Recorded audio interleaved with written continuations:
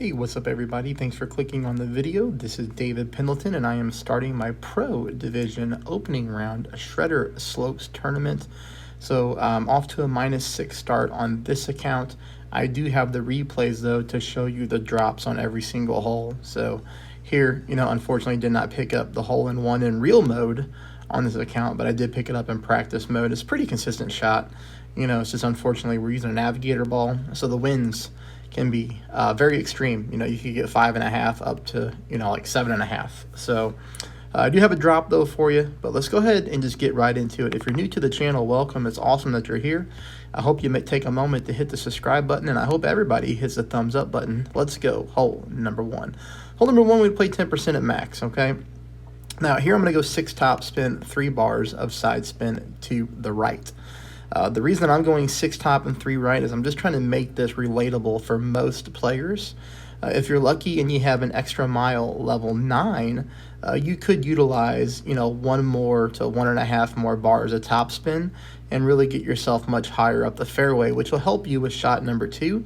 Because shot number 2 is best if you can play at minimum distance with the thorn.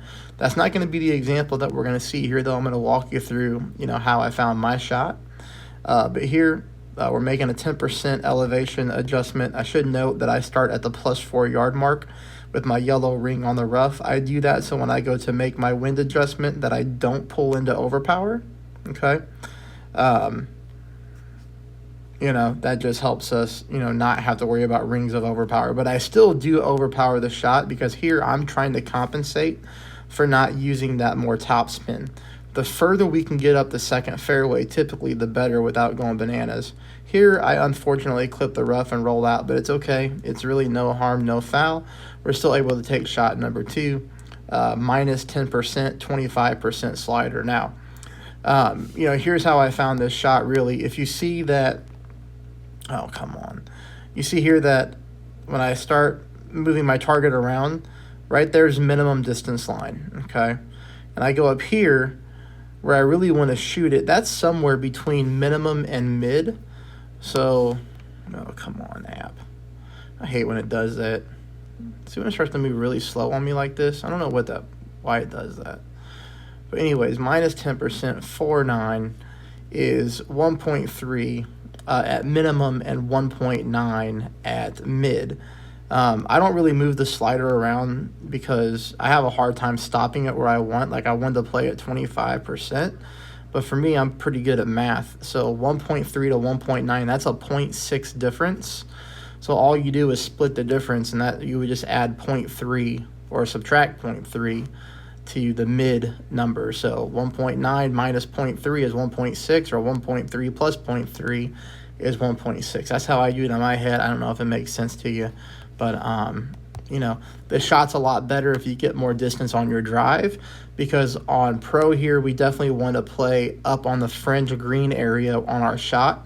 If you try to bounce towards the pin, you're going to get an inconsistent ball glitch. All right. So, again, get further up on the fairway and you might be able to take the shot right at minimum distance line, which is really nice. Kind of like we did in qualifying, I think. Pretty much the same way we've been doing all in rookie. But you see here the shot comes in nicely. Drop it for the eagle. Unfortunately, on my other account, I'm getting just a nasty case of the greats. So that account is only -4 after 3. All right, 10% at max. Here we're going to use a Titan ball just because we are getting the wind push. I'm going to go 6 top again just to make it relatable for everybody. 6 top, 2 bars of side spin to the left. All right, as far as my setup here, I'm setting up at maximum distance of my driver. And you're going to see that I'm putting my red ring right there on the right-hand side of the rough. Then I make my adjustment. I use a little bit of OP.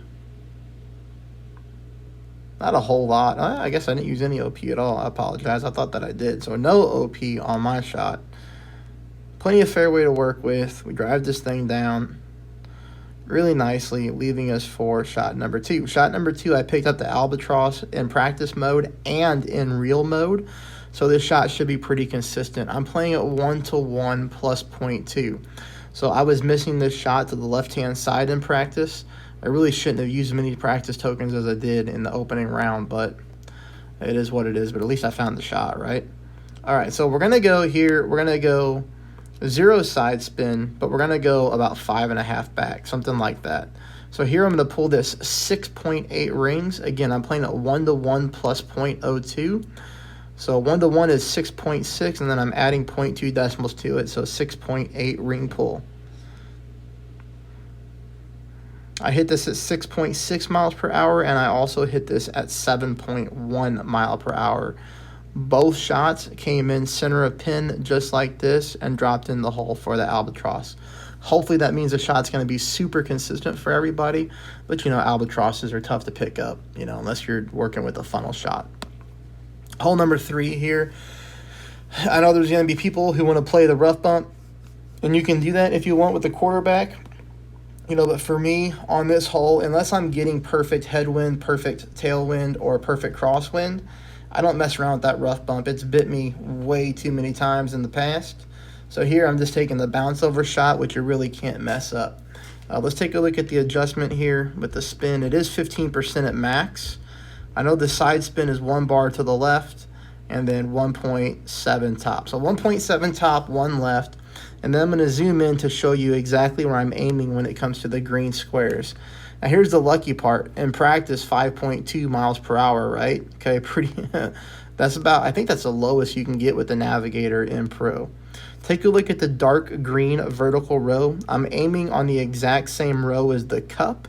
And you can see there that the very end of my ball guideline is kind of middle left of that light green square. You get a really nice look at the light green and dark green squares here, so you should be able to find this pretty easy. Keep in mind this is after my spins are set. Now, I do drop this here. When I went to play it for real, I was like I think I got 6.8 mile per hour wind, and I missed it by a hair. I mean by a hair to the left-hand side. So this shot should be pretty consistent as well. In higher wind, we might need to move our target over just a fraction to the right. We are depending on the bounce and the roll. No funnel here, nothing like that, but you can see the shot comes in really nicely, and it does hit the pin for a hole-in-one. So if you're able to duplicate and land all of those, you're super fortunate, and you could start this pro round at -7. I have to take a break. I've been doing this all day, and then went outside and shoveled snow for like an hour and a half, so I'm super tired. I will talk to you all later, and let me know how you're doing in the comments. Thanks, everybody.